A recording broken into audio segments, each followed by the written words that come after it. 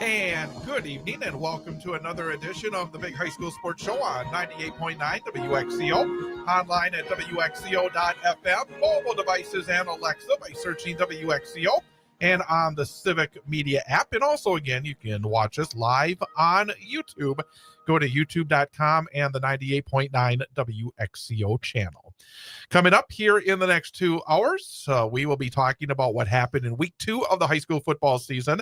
Look ahead to week 3's action. Plus, our guests will be joined by Tomahawk head football coach Dewey Riley at 6:30.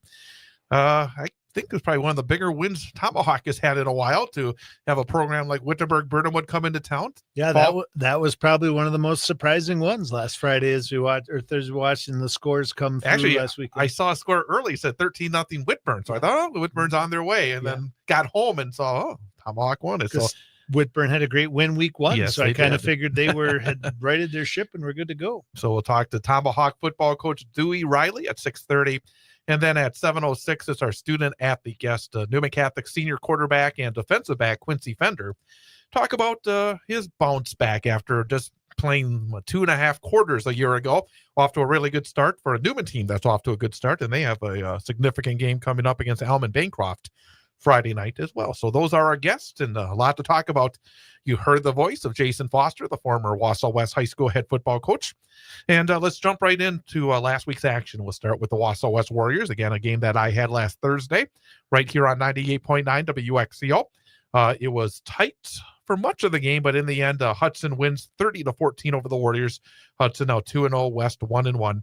Joe Gravine, 11-14, 131 yards, a touchdown and two picks for West. West could not get the rush game going last week. 42 yards on 28 attempts. Tegan Rasmus had an interception return for a touchdown.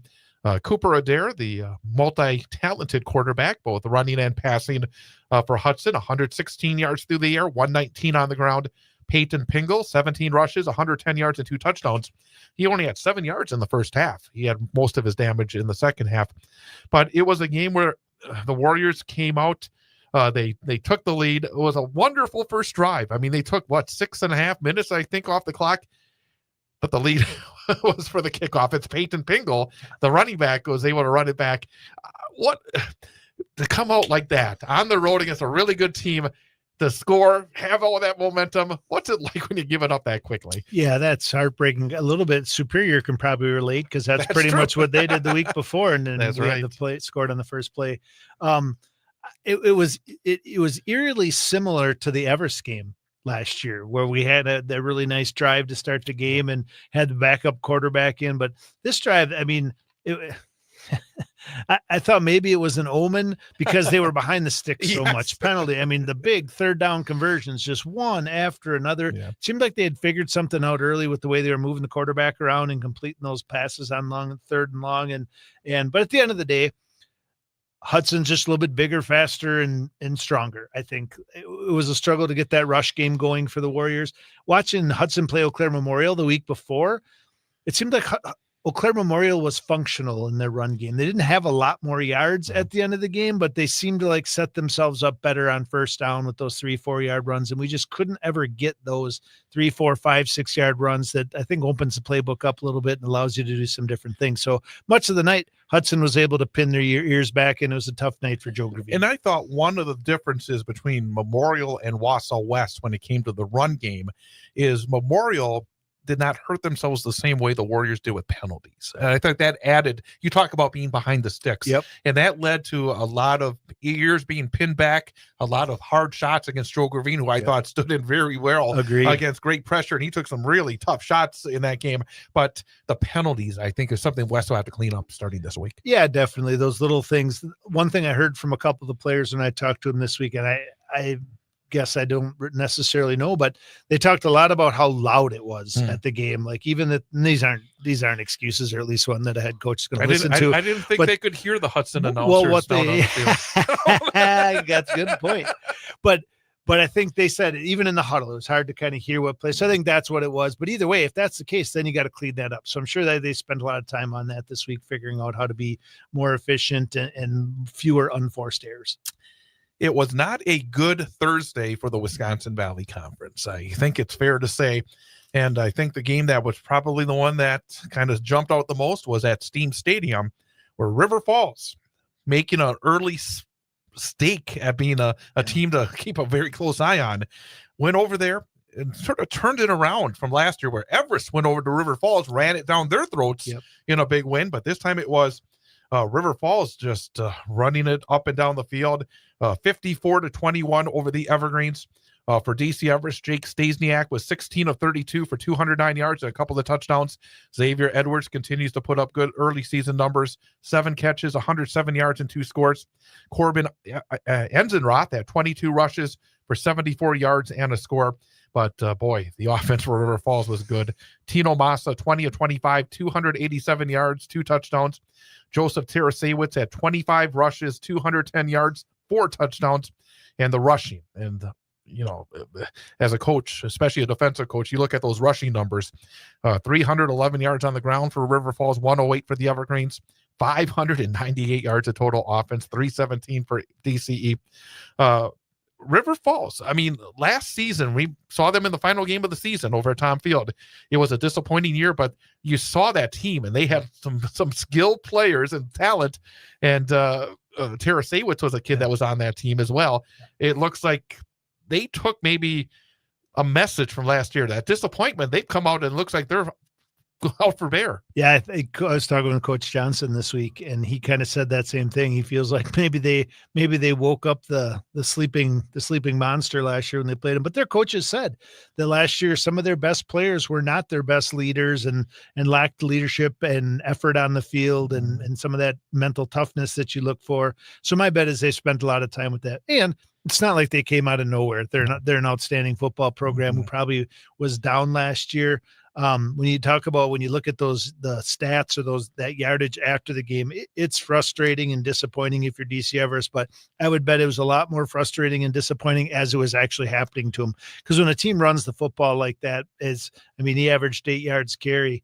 That's tough. And if you don't have an answer to that, that makes for a long, tough night. Something you were talking to me off the air about was, when you have a special running back, sometimes you can get a little extra than maybe what everything else is. And I think for DC Everest right now, they're trying to find that special back. Not to say that either Enzenroth or anybody else on that Evergreen squad is not good. It's just they had some very special backs in recent years. And I think that's a factor, I think, for DCE early on. Yeah, I think all those pieces of that puzzle from last year, right? When those pieces all come together, you make a run to the state semifinals, and that's exactly what they did. But it's not just Blake Bankston at running back, but the quarterback and Edwards is back. And you look at that, but 32 attempts. Obviously they were kind of playing catch up for most of that game, a really good running back, and I can certainly attest to this as a head coach, makes you look a lot better as a head coach. It makes your offense look a lot better. Like we always say as coaches, after a game like this, whether it's the West game or the Everest game, it's ugly when it's happening and certain things you wish you could change. But when you get to watch the film, there's things that you look at and you say, all right, we're going to clean that up, and that's going to make a huge difference. And it never looks as bad on film as you think it did live. And on the flip side, it never looks as good on film as it did live when you have a big win either. And one more thing about Everest is, they're not going to panic. They know that they faced really good teams in the first 2 weeks. And again, the first 2 weeks, while yes, they will have some relevance when it comes to the end of the year, hopefully for these teams making the playoffs. But at the same time, the season is not won or lost in the month of August. No, and I think this is one of the beauties of these two conferences and these crossover games is it's a nice measuring stick week 1 and week 2 to see where you are at compared to those teams who you're probably going to get matched up with in your sectional when it comes to the end of the season. And this is pretty much carbon copy of what happened last year, with the exception of Everest not taking it to River Falls. But the teams on our side took their lumps week 1 and week 2. Spash is 2-0, but they got a struggling superior team week 2. Had a good win week 1. But if you take this exact same thing that happened last year and you fast forward to the end of the season, the Wisconsin Valley schools really competed very well and even upset some of those big river schools who had beaten them earlier in the year down the stretch. So it definitely, if nothing else, hopefully a wake-up call and a sign of some better things to come for the Valley. You don't give the trophies out in August. You give them out in late October, early November. Stevens Point, as you said, beat Superior 41-20. Trent Breitbach, 17-28, 246, 3 touchdowns, a couple of picks, throwing 68 yards rushing and 2 touchdowns. Johnny Ananitas had 6 catches for 139 yards and 2 touchdowns. Stevens Point did the job. I mean, we know that trip to Superior. It's not an easy trip. Did it the last 2 years. They went up there, and actually the Superior scored a couple of late touchdowns actually to make it a little tighter. But for Stevens Point, I think you hit on the head. They may not have played the top teams, but they have to like where they are in 2 weeks. Absolutely. Being 2-0 is way better than being 1-1 or 0-2. And they've set themselves up, I think, in these games don't count, but if they do for end of the year stuff, but from a conference standpoint, these games are meaningless, but I think they've definitely established themselves as the front runner in the Valley Conference 2 weeks in. So obviously we'll start to learn a lot more this week, but yeah, after 2 weeks, Spash looks to be reloaded from 2 years ago. Marshfield gave Menominee a good battle for at least a half. In the end, Menominee stayed perfect, 2-0, beat Marshfield 30-16. Marshfield led 16-14 at halftime, but then a couple of scores in the second half for Menominee helped them with the win. Hayden Carlson had a big night for Marshfield, 15 rushes, 163 yards and 2 touchdowns. Marshfield again played 2 quarterbacks, but neither one able to do much. 4 of 14 combined, 69 yards. But right now, for the Marshfield Tigers, I think the good news is coming off a 49-25 loss against New Richmond, they were competitive with a pretty good Menominee team. But boy, those passing numbers are pretty ugly. Yeah, you know, the old saying is when you have 2 quarterbacks, you really have no quarterbacks. And that appears to maybe be the case. Right. And ultimately, just offensive efficiency. I don't know how they scored their 16 in the first half. But 16 for the game. I know Coach Gadel's offenses in the past have been much more high powered than that. So kind of a little bit of a trend from where they were last year, struggling to score points, but it'll be interesting to see how they look in the conference. Wisconsin Rapids and Rice Lake. And I have to say that Wisconsin Rapids did make strides from week 1. They were competitive for that pretty much the entire football game before losing, like Wausau West did, to Hudson by the score of 30-14. It was just 14-8 at halftime. It was 22-14 after 3. Jack Larson for Rice Lake had 22 rushes, 148 yards and 3 touchdowns. Rice Lake only had 290 yards of total offense. So for Wisconsin Rapids, again, you are in a building situation, as we've learned so far on this show, talking to the coach a couple of weeks ago. It is a case where they did make strides in week number 2. Yeah, and I would say if you're a betting man, you would say Rice Lake is probably the better of the 2 opponents that Rapids has played so far. When you look at, we talk about making a big gain or jump from week 1 to week 2, they certainly did that. When you're in the situation they're in, coming off the season they had last year, new head coach, you're not necessarily talking about wins and losses overall, even in a week of going 1-0 or whatever. You're looking for those in-game wins, the stops, the holding them to 3 and outs, not going 3 and out, how many first downs you can get. And overall, it's kind of a X factor, but just that compete level. And looking at it on paper, it certainly looks like they made a big jump in their compete level from week 1 to week 2. Not a good week for either Eau Claire school, as I'm sure they're happy to leave their Big Rivers brethren on the wayside here for the rest of the football season. But it was New Richmond defeating Eau Claire North 48-10. New Richmond, boy, a couple of big nights to start off their season with 49 and 48 points. And they had a freshman running back named Austin Whittick, who had 223 yards on just 16 carries and 3 touchdowns. I wanted to ask you, because you've obviously coached for a very long time, to see a freshman at this level, the big school level, put up those kind of numbers, it kind of jumped out at me. Yeah, pretty remarkable, actually. And that's a really good program. So they're not just throwing that guy out of there out of necessity. They're putting him there because he's the best running back they have to put out there. So I would, if I were a betting man, I would say he's probably a very mature freshman. I would say he's probably probably blessed with some physical skills. Right. But either way, I don't care how blessed you are to do that at 14, 15 years old is a heck of an accomplishment for a very good program, and probably very annoying for that conference for the next 3 years. And Chippewa Falls beat Eau Claire Memorial by a score of 33-6, and likewise for Memorial. I do think, and again, watching them against Hudson, and first week can be sometimes a little misleading at times, but it still did look like a better football program. And I'm curious to see these Eau Claire schools, because coming in, I thought North may be a little bit better than Memorial, but Memorial, I think, again, watching them against Hudson shows some signs of life, but both sides, they need a win. Yep, for sure. And I think when I look at what I've seen of those two teams on film at this point is that it does appear that on paper, Eau Claire North is probably the better football team when you look at the returning athletes that they have and how they've moved in different positions. Watching Eau Claire Memorial play in particular against Hudson, they look like they might be a little further ahead as far as execution goes, offensive and defensively. Great Northern Conference, and Wausau East played a good La Crosse Logan team. It was a game that went down to the wire, but in the end, Logan, with a late score, defeated East by a score of 29-21. Xander Klein, 164 yards passing. Henry Maas, 4 catches, 64 yards, 2 touchdowns. Ian Stahl, 14 rushes, 94 yards. For Wausau East, you don't talk moral victories, but at the same time, they stepped up in competition from the Westby team they beat in week 1, and they seem to be lined up pretty well, I think, going into the conference campaign. I would have to think so too. We'll talk a little bit about the Mosinee Menasha game.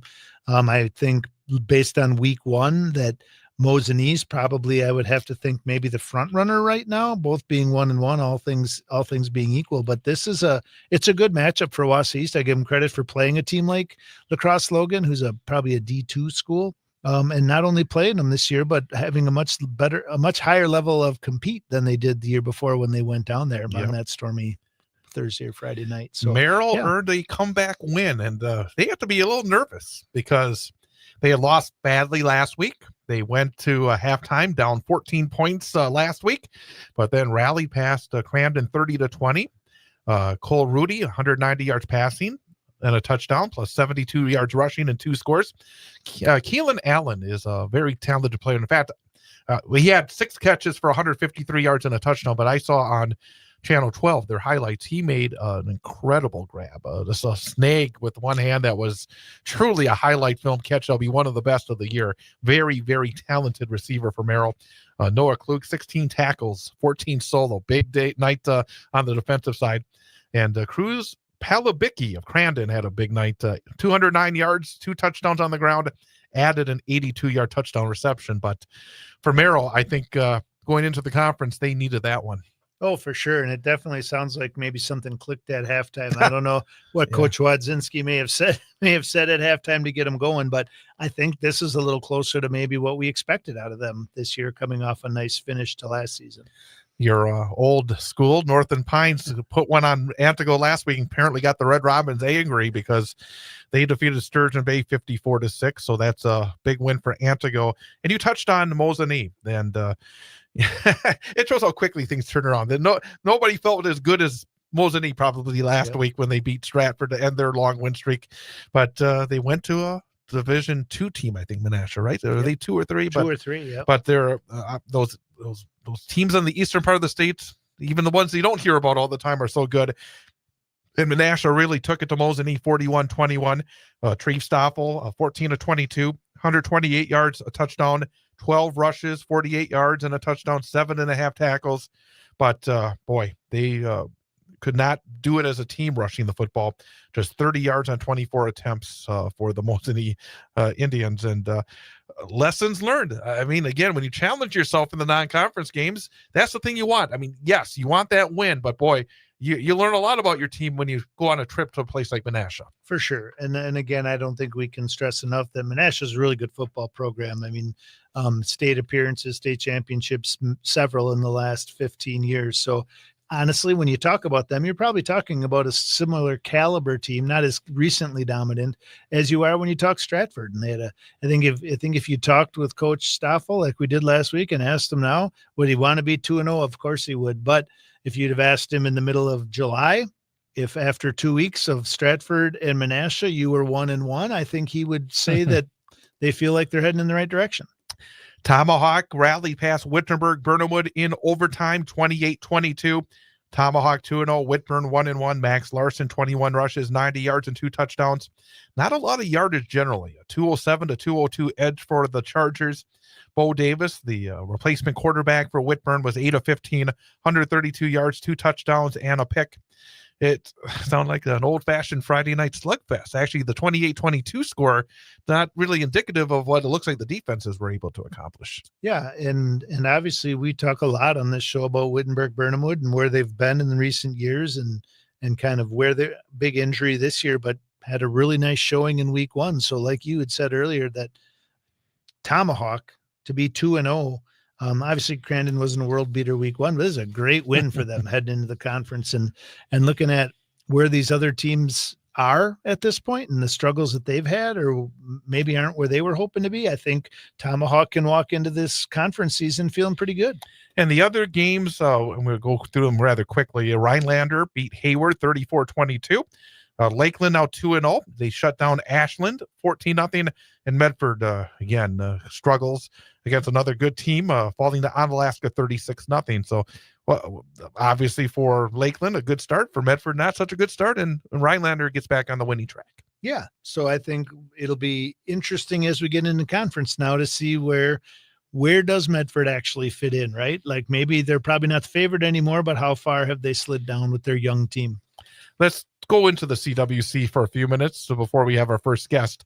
Boy, quite a game in Marathon last week. Auburndale 14, Marathon 12. Nathan Van Wy of Auburndale, 121 yards and a touchdown. True Thurs, 10 of 16, 117, 2 interceptions. Garrett Bracewell, 7 catches, 98 yards. Marathon had a edge in yardage, 259 to 199, but a late field goal that was blocked. The Marathon had a chance to win it, but could not get it through. But Auburndale continues to impress. But Marathon, as we've talked about, I think is a team that's better than they were the last couple of years. Definitely. I think the change in scenery, right? New coach. Obviously, True Thurs being healthy helps that team a lot. But as you look at the consistent names now, we talked about Garrett Bracewell a lot last year, that what True Thurs being the kind of the dual threat at quarterback and have a great receiver like that. Having the advantage in yards and giving yourself an opportunity to win at the end of the game, it's kind of where you want to be as a coach. Edgar beat Stratford 14-0. You know, it could be 2025, but when those teams get together, we're back to 1975. Exactly. You know, it's going to be tough. It's going to be defensive. Maverick Butt had 18 rushes, 126 yards and a touchdown. Graham Strite, 2 catches, 80 yards for Edgar. Colton Hopp, 10 rushes, 50 yards. Just 14 yards on 3 completions for the Stratford pass game. Just 167 yards allowed by the Edgar defense. That's a big win on the road, no less, for Edgar. Yeah, that is the stuff that, what is Jerry at 400 or 600 and whatever wins? That's the stuff those wins are made of right there. I mean, a lot of talk about state championships. When you talk high school football, you always think high-powered offenses and all those things. But what makes Edgar so outstanding is their defense over the course of time. And this was an outstanding defensive effort by them. And they just, obviously Stratford is no slouch. They graduated after 3 years of absolute dominance, turned a lot of guys over, new coach. So I think this might have been somewhat the direction people might have thought this game would go. But I think it definitely speaks to where Edgar's at and the tough road that anybody who gets in their way is going to have moving forward as they move into conference. I would imagine there's not a lot of teams very excited about that matchup. Abbotsford beat Colby 27-14. I'm a little surprised based on what Colby did in week 1 and what happened to Abbotsford in week 1, but Abbotsford got that run game going again with 333 yards on 32 attempts, 220 yards and 3 touchdowns on just 12 attempts for Chase Boulder. So Abbotsford did it the way they did it, but boy, that's a big win after what happened the week before in what I thought was a surprising home loss against Loyal Greenwood. Absolutely, and you just wonder what maybe happened in that game as far as numbers match up, who eligibility, that sort of thing. But it was I was pleased to see this score. on Friday night when I watched it, because it appears as though Abbotsford is heading back in the direction where they've been the last few years, being able to run the ball really well and have success doing it. Wyowega Fremont, again, a program that's been on the uptick the last couple of years. A nice win at Iola Scandinavia, 36-14 to go to 2-0 on the season. They had 269 yards on 33 rushes as a team, really spread out. Leader was Dawson Lind with 88, and they held the Iola Scandinavia rush game to only 42 yards on 29 attempts. But Wyowega Fremont kind of hangs around in that very tough conference, and they've done some good things. And they probably looked at the scores Friday night and saw Wittenberg-Burnham would taking the loss. And because, that's where they are as a program. They're looking to take that next step and either knock off Wittenberg-Burnham or Amherst. So maybe that door cracked open a little bit. A big win for Spencer Columbus, 49-34 over Pittsville. And Jack Haper set a state record. This is a record, 441 yards on 33 rushes, 7 touchdowns for Spencer Columbus. Dawson Luther, 12 of 22, 156, a touchdown, 15 rushes for 98 yards and a touchdown as well for Pittsville. But Haper, 441, a record. Unbelievable.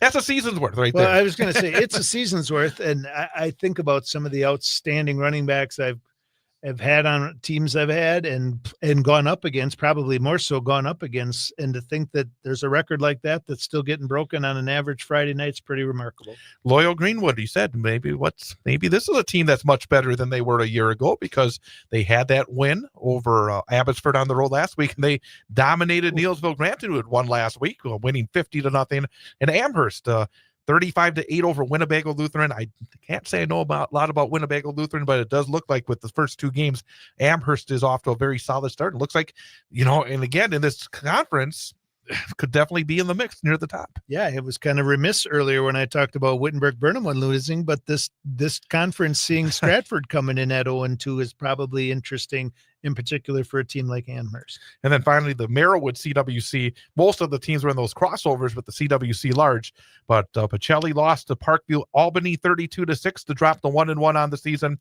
Bryce Flaker, 14 rushes, 56 yards. Jake Williams also 56 yards on the ground for Pacelli.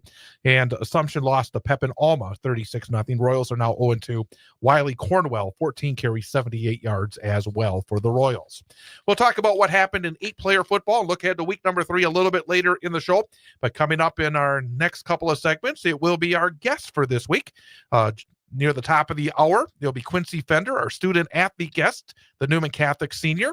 And coming up in 1 minute, we'll talk to Tomahawk head football coach Dewey Riley after that massive win for his Hatchets over the Wittenberg-Burnham Chargers in overtime last week. That's coming up next here on the Big High School Sports Show on 98.9 WXCO. On Friday night, it's the home opener for the Wausau West High School football team. The Warriors will play host to Eau Claire North at Tom Field. Hear all the exciting action live on 98.9 WXCO, online at WXCO.FM. Mobile devices and Alexa by searching WXCO and on the Civic Media app. Coverage begins with the pregame show at 6:35 and the opening kickoff at 7 p.m.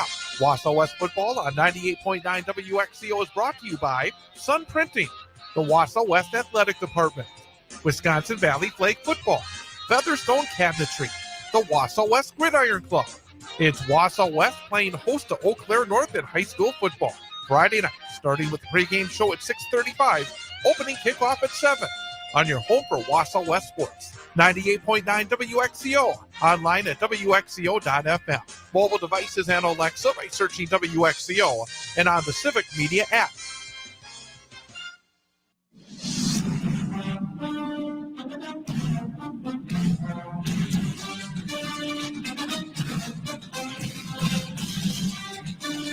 And welcome back. It is the Big High School Sports Show on 98.9 WXCO, WXCO.FM, mobile devices by searching WXCO, the Civic Media app, and of course, again on YouTube, youtube.com, and on the 98.9 WXCO channel. With Jason Foster, I'm Chad Holmes, and very happy to welcome in our coach guest for this week from Tomahawk High School, head coach Dewey Riley. And Coach, first of all, thanks for spending a few minutes with us tonight. Absolutely. Thanks for having me, guys. Well, we were talking earlier that for Tomahawk football, this has got to be one of the more significant wins against a program that's been so successful in recent years of a large school from the CWC in Wittenberg-Burnhamwood to come from behind last week as well. Had to be a special Friday night over at your field. Absolutely. Wittenberg, obviously, a very solid program. Nothing but respect for them and their coaching staff and their program. For us to come out on top, especially in an overtime win with the way that the game started, was huge for us. Coach, as you guys opened with Crandon week 1, had a nice win, good way to start the season. Knowing that you were going from Crandon to Wittenberg and Burnhamwood, what was practice like last week leading into that game and getting the boys ready to play a bigger opponent like that? It's always just, kind of trying to take it one week at a time. Crandon is unique in that Crandon, they do what they do. Yep. They line up, basically 0 splits, and they're going to run the football. And so for us, it's a little bit of a one-off of a defense that week. And so then you get into Wittenberg, which is, dynamic in what they do. Very well coached. They've got decent size. They've got, team speed, and have historically, always been solid. Yep. Especially in our Division 5. And so for us, it was just kind of trying to break down what they do. We obviously had to make some adjustments early on. And, fortunately, we were comfortable in what we had as a foundation defensively, and we're able to, come out with a victory. Let's talk about the defense, because one of the numbers that stood out was the fact that your team held Wittenberg-Burnhamwood just barely 200 yards. What was the key on the defensive side for your team to slow down the Chargers? So, they're dynamic, right? They have good athletes. They were obviously missing one of their better players who was out with a knee injury, but they are able to move the ball in multiple ways. They can bang the ball inside. They can get out to the edge. They can throw the ball. And so for us, it was, not trying to beat, every single formation that they show up in. It's trying to find out what they do on a consistent basis and then try to take that away from them. One of the things that, I heard you guys talking about earlier is, defensive football. And I think sometimes that gets forgotten in today's day and age of, kind of run and gun offenses and watching games on Sunday, that in high school, you have to be able to shut down the run. And for us, that is priority number 1. And then for us, it's just a mentality and kind of a tone that we have on defense that we want to be fast, we want to be physical, we want to be aggressive at the point of contact, and then let the chips fall where they may. Yeah, it is a great job on defense last week too with that. When you look at a win like this against an opponent like that, it's got to be a nice bump going into conference play this week, being the smallest school in the GNC, knowing that you can compete with programs like this. I know last year you guys did some nice things and kind of coming back into the GNC as the smallest school. I think people had some question marks and to kind of see what type of football you guys were going to play. And I think you answered some questions last year and had some good wins and some close games. How does this kind of take you into that next step? Obviously you got to play the games and there's a lot of them ahead of you, but how does this help knowing that you just beat a team like Wittenberg-Burnhamwood as you go face teams like Wausau East, Mosinee, Medford? I think the biggest help is internally, with our own program and our own kids that, we start to believe, and we're telling these kids that, yes, we're a small school, but we have talented kids. We have kids that have done a lot in the off season. And so we may not always, on paper look as big as some of these other teams, but at the end of the day, like you said, you still have to play the game, and win, lose or draw, teams come away knowing that they played a tough Tomahawk team. And for us, it's always having that little bit of a chip on our shoulder, knowing that we have to be above and beyond fast. We have to be above and beyond physical. And to come out finally, after all the overtime games that we've had in the last several years, to come out on top against a quality program, I think is affirmation, not just for the kids, but for our staff, our community, everything else, that when we line up, we're going to give you a game. And I think that the kids are, especially after last year and this big win on Friday, are truly buying into that. Again, we're talking to Dewey Riley, the head football coach at Tomahawk High School here on 98.9 WXCO and the Big High School Sports Show. Continuing along the line on that mentality to fall behind early, 13 points to a team like Wittenberg-Burnhamwood. That had to show you and your coaches something early in the season, didn't it? Absolutely. It's kind of one of our mantras is just, being resilient. We talk about, athletics being an extension of the educational process, and that, life throws you curveballs. And we got down first play of the game. They housed us on a bubble pass. And in years past, that may have been the nail in our coffin early. These kids have been consistently showing and buying into the fact of, be resilient, bend but don't break. There's a lot of game left. And that's probably the biggest thing that I'm proud of with this group is that, we were not pointing fingers on the sidelines. Nobody got down. Even when they scored the second time, we just basically stuck with our business, stuck with our scheme, made little adjustments, and then slowly started to grind away on them. Love it. Knowing that you guys are the smallest school, not to keep beating on that, but knowing the success you've had in hockey as well. Like, is there a lot of these kids who play both? I mean, does that help too, that these kids are working together, playing together, kind of have a similar mindset in both sports, the physicality, the compete level? Do you see that being a benefit for you guys? I do. I think it's the fact that I've had most of these kids for most of their athletic careers in multiple sports. And, I think that attitude kind of reflects leadership and the fact that, we are a small school. I also graduated from the school. We were small back then. The school size to me, it doesn't matter. It's the heart in the kids. It's the mentality that you go about your business. It's the fact that, like you said, you have to play the games. And so when I look at what we did in hockey, we ran a really tough schedule. We weren't scheduling, teams that we knew we could beat. We were trying to punch way above our weight class, trying to do that also in football. When I took over, we had the option of scheduling, non-conference games. I asked for us to change some games up and get us the toughest opponents we could find, Wittenberg being one of them. They've historically, been good. They still are good. And so for us, it's an iron sharpens iron type of mentality. We know that we're going to have to show up week in and week out, especially in our conference.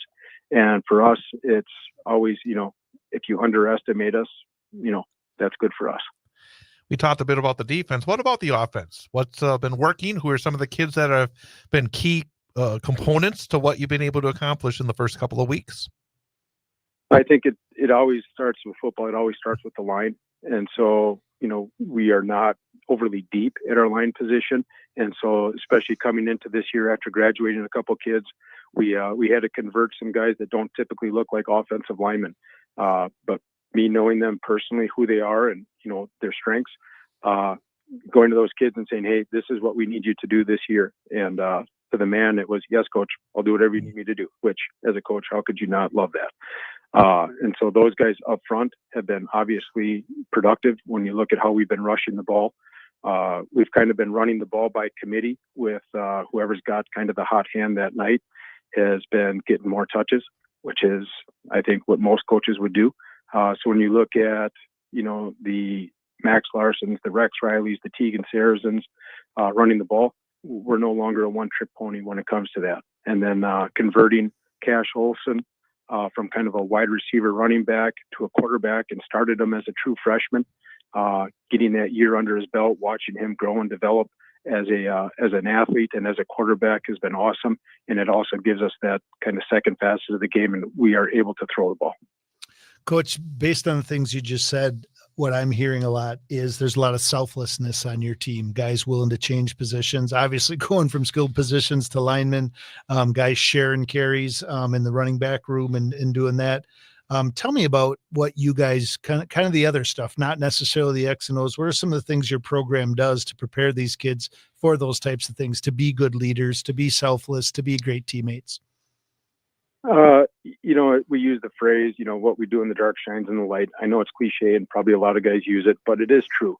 What we do away from Friday nights, I think is a reflection of the type of kids that we have. These kids work really hard.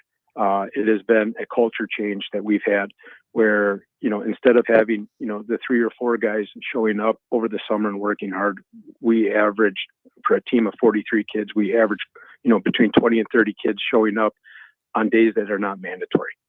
And when you see those guys, bonding over the summer, bonding over other sports, they're in the weight room together, they're pushing each other. that's when you really start to see changes in high school athletics where they have commitment, they have buy-in. And like you said, when they're playing as much for themselves as they are for each other, you get something special. And, in my third year here, this is, I've had good locker rooms. This one is kind of special in that we have some great senior leadership. We've got some younger guys who know what the expectations of mine are. They now know what the expectations of those senior leaders are. And it's trickling down into our program. And obviously, our performance is reflecting that. Let's talk about your conference. Great Northern is always such a very competitive conference. And in the first 2 weeks of non-conference activity, pretty much everybody's done something well. Yourself and Lakeland started with a couple of wins, but a number of the other teams found victories in at least one of their games. And then there's the dominant force for a while, the Medford Raiders, who are, I think, trying to rebuild after losing incredible talent and playing a couple of really tough non-conference games. After 2 weeks, it looks like a very interesting conference. So what's your take on the GNC this year? I think that, in the years that I've been here, the GNC seems a little bit more balanced. Last year, we were competitive, I thought, in every single game besides Medford. Medford had a special team last year with a special running back. And so I think that, as guys graduate, as things start to balance out, I think that the GNC is obviously very competitive. I think that there is a bit more balance this year as far as I think everybody's going to have to show up and not take anybody for granted. There's a lot of good teams. There's a lot of good coaches. And so for us, it's going to be, not necessarily looking at the season as a whole. It's going to be taking each game and trying to go 1-0 each week. Yeah, talking about those teams, you guys have Wausau East coming up this week. What do you guys, the smallest school in the conference, play in the biggest school in the conference? I know enrollments don't matter, but what are you seeing from Wausau East? What are the couple things you guys are really focusing on this week without giving away too much? I've had these interviews in hockey too, and it's just kind of my philosophy in that, we have to take care of our own backyard first. And so when I look at East, you can tell that they have some explosive players.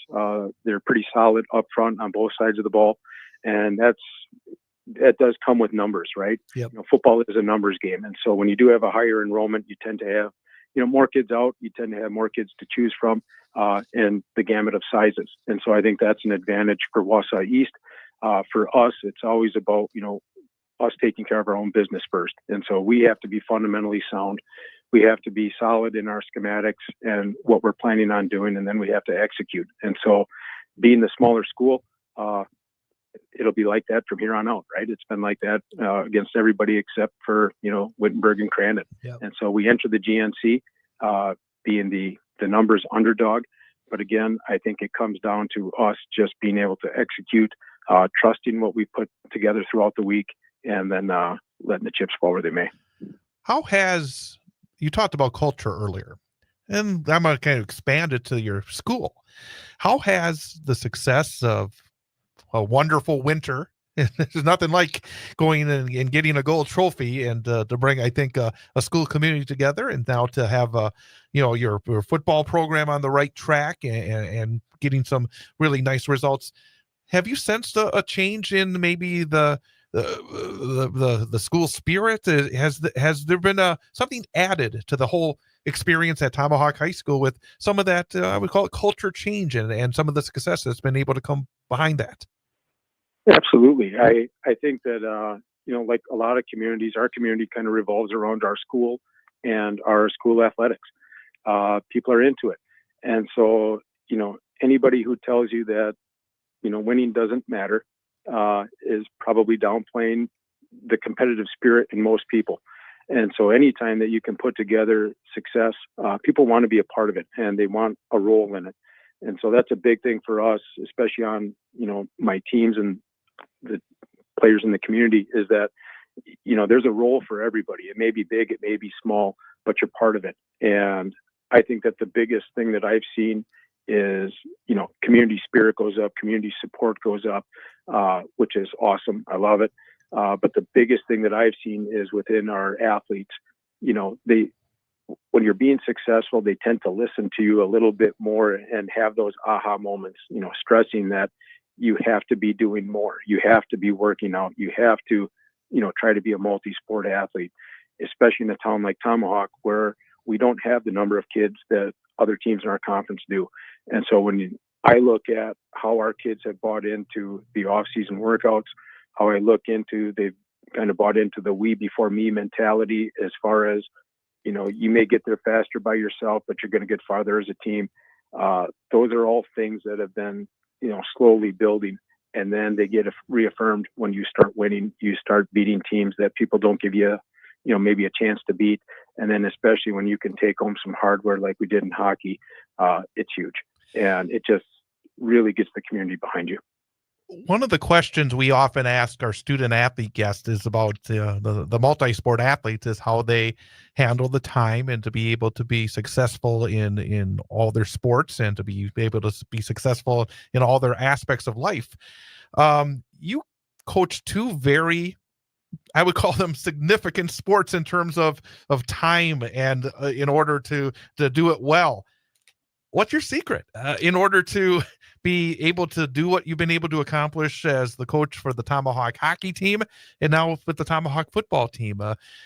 I just, you don't see that very often with those two sports. I'm just curious about how you've been able to handle it and to be able to do it so very well.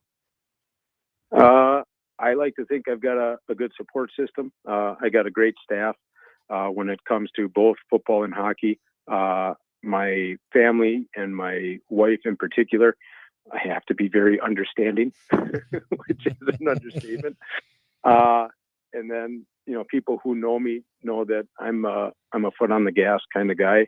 And I have extremely high expectations of not just myself, but, programs that I'm involved with and people around me. And I think that once people, understand that and they see what I'm trying to do, they buy into it.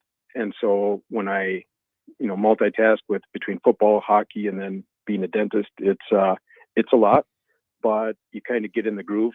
And I'm very, very fortunate to have the support of my athletic director and Ryan Flynn and my superintendent in Wendell Quisenberry, where when I took over and kind of gave them my game plan of what I thought we were capable of doing, and this is the direction that I want to go, they've been extremely supportive.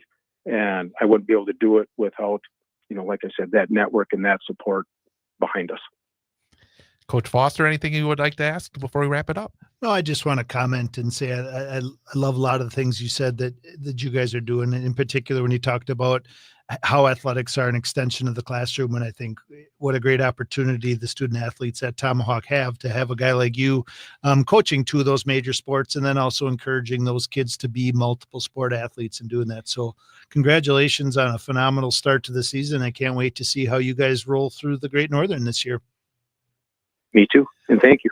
You bet. And thank you, Coach Riley. Dewey Riley, head coach of the Tomahawk Hatchets. Again, 2-0 start, and of course, still in the glow of a incredible hockey season that brought a state championship to Tomahawk last year.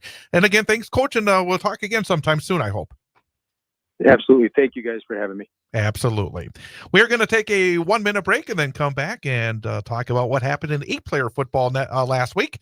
And then following the top of the hour news, we'll be talking to a Quincy Fender, our student athlete guest from Newman Catholic. So that's all coming up here on 98.9 WXCO. On Friday night, it's a Central Wisconsin 8-player football showdown as the Newman Catholic Cardinals travel to Elman Bancroft to take on the Eagles. Hear all the exciting action live on the Sports 2 stream of WXCO.FM and on the Civic Media app, starting with the pregame show at 6:35 and the opening kickoff at 7 p.m. The game will also air on a tape delay basis after the Wausau West game on 98.9 WXCO. Newman Catholic High School football on 98.9 WXCO is brought to you by Sun Printing, the Newman Catholic Athletic Booster Club, and Wisconsin Valley Flag Football. It's Newman Catholic at Elman Bancroft in 8-player football. Friday night, starting with pregame show at 6:35 and the opening kickoff at 7, live on the Sports 2 stream of WXCO.FM and on the Civic Media app, and also on tape delay following the Wausau West game on 98.9 WXCO.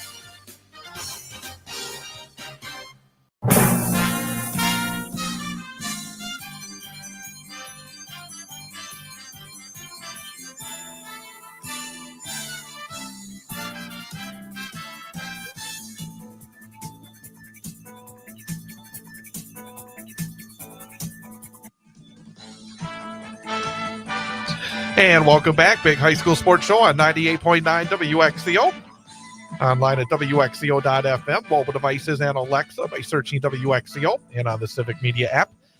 I don't know how you do it. How do you coach both hockey and football? And not only that, but be so successful. I mean, it's been, and he's obviously a guy that doesn't believe that numbers are a detriment. It's about the process and getting the best out of your teams. And they obviously have, I mean, great start to the season. They obviously have a ways to go to get to the comparison I'm about to make, but is Tomahawk potentially the Rice Lake of the Great Northern Conference? I mean, you look at what Rice Lake does in the big rivers. Their enrollment is significantly smaller. They have an identity. They play tough football. They run the ball very well, and they play great defense. So, I mean, if Tomahawk's able to do this consistently, there's a recipe for success out there. Let's talk about what happened in 8-player last week. CW8, Newman Catholic defeated Wild Rose 50-8, the game that we had right here on 98.9 WXCO. Our student athlete guest coming up, Quincy Fender, was 12 of 15, 177 yards, 3 touchdowns through the air, 10 rushes, 97 yards, and 2 touchdowns on the ground, and balanced with his receivers, 4 catches each for Cooper Gould, Griffin Pent, and Michael Fox. And Newman D finally gave up its first down of the season in the fourth quarter. It's been a very impressive start for the Cards. Looking forward to talking to Quincy about that first down they gave up. It was just barely. Marion Tigerton upset Almond Bancroft 31-18, but maybe, who knows, when all this said and done, won't be an upset, but big win for Marion Tigerton over the Almond Bancroft squad that Newman faces this week. Also in that league, Port Edwards fell to Tri-County. It's been off to a really good start. Looks like they may be a contender in that league, 58-14. Wabeno Leona put the it was not a good night for Menominee Nation. 74-0. Menominee did receive a forfeit against Boulder Gresham, so I guess they got something out of it. So it really doesn't, I guess, count as a loss. Athens, I think, only won 1 game last year. They're off to a very quick start, and they beat an always tough Thorpe squad 54-12. So Athens looks like a team that could be working their way up in the 8-player game. You have Prentice defeating South Shore 44-7, and Shawamigan, Butternut, Mercer. When you have 3 schools, you should be successful. 50-0 over Winter Birchwood. And then in the North Central 8, McDonald, 66-0 over Clayton. Gilman, 49-0 over Rib Lake. And Owen Whitney bounces back from their week 1 loss to Gilman, defeating Prairie Farm 46-16. This is going to be interesting this year in 8-player because the last number of years, it was 16 teams in the playoffs. So you're thinking as you go through the season what you need to do to get to the playoffs. Right. It completely changes this year with 32 teams. Yeah, and it appears as though I felt like maybe, and you tell me if I'm wrong, probably am, but I felt like last year we didn't see some of these bigger numbers that we're seeing right now as far as scores and lopsided scores. So as we move forward and these teams start playing each other, I'm going to be interested to see if these big offenses hold up.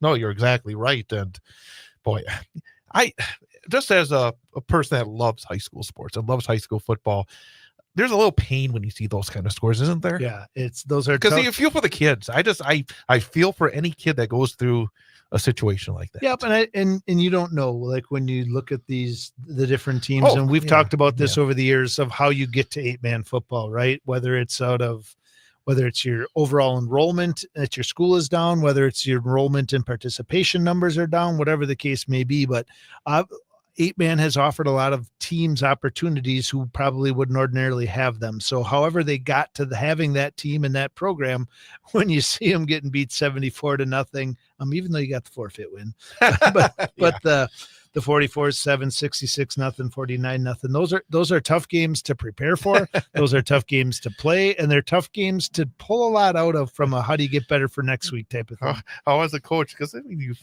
not too many, but we've had a couple where it's like, when you have to hit the play button, how hard is that? Well, yeah, exactly. And then you start dealing with the kids who work really hard all off season to want to play, and you don't want them in the game anymore for injury or to run things up. So those are all challenging situations on both sides of the ball. News update at the top of the hour, and then Quincy Fender, our student athlete guest, coming up here on the Big High School Sports Show.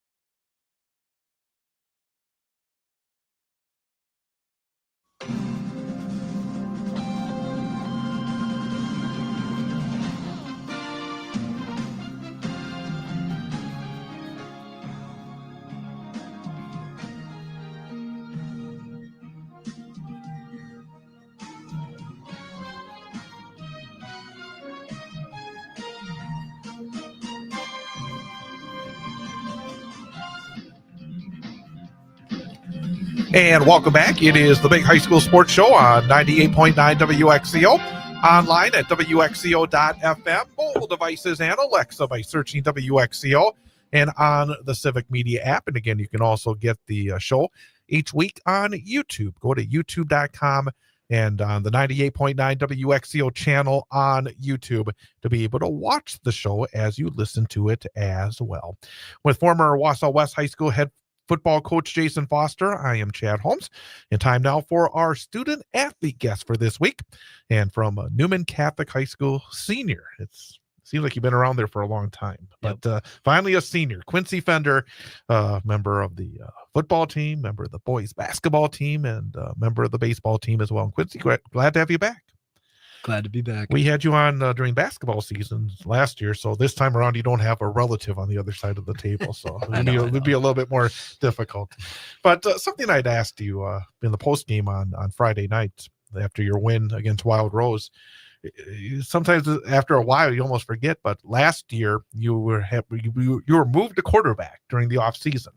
You went through the summertime playing quarterback, and then you came out and had a wonderful first 2.5 quarters in the season opener against Phillips, right? It was Phillips. And then you had a significant injury. You were out for the rest of the year, then returned during the basketball year.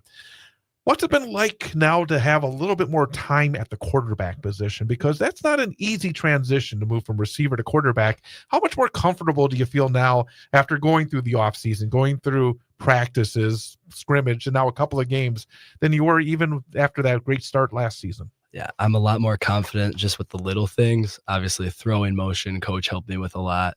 All the footwork, all the plays, that's what I really needed to work on, being confident in the huddle. So all the time that I've had at practice with coach, with my teammates, it's helped me get to the confidence I have now. There's a new WIA rule this offseason that kind of gave unlimited contact. Did Coach Micklig take advantage of that? Did you guys do a little bit more in the summer than maybe you would have done in years past? I mean, we went outside for routes a lot more. We kind of did that in the past. We didn't have any practices, anything like that. But we did still have our football camp, and we did a little bit more at that with the contact, obviously, so we could do a lot more at those camps. So we did that the week and the end of summer. Talking to coach between week 1, your 33-0 win over Florence, and then week 2, the 50-8 win against Wild Rose, he, I think, felt a lot better about the offensive performance, that he took major strides forward. How did you look at the difference for your offense between week 1 and week 2? Yeah, I think Florence, we just didn't execute as well as we could have. And obviously that's the plays, those are on me. All the little things, I think we could have done a better job. And going into week 2 against Wild Rose, I think we put most of it together. There's still going to be work to do, but we looked a lot better than we did week 1. We talked about it a little bit before we went on the air. Talk a little bit about the atmosphere and the environment. Obviously, it wasn't a close game. You guys took care of business and had a great night. But brand new facilities, first home game, first time under the lights. What was that like?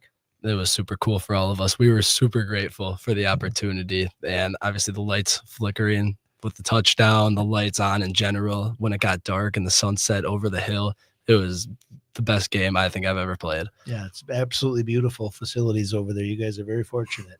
How important is Friday night lights to a high school athlete?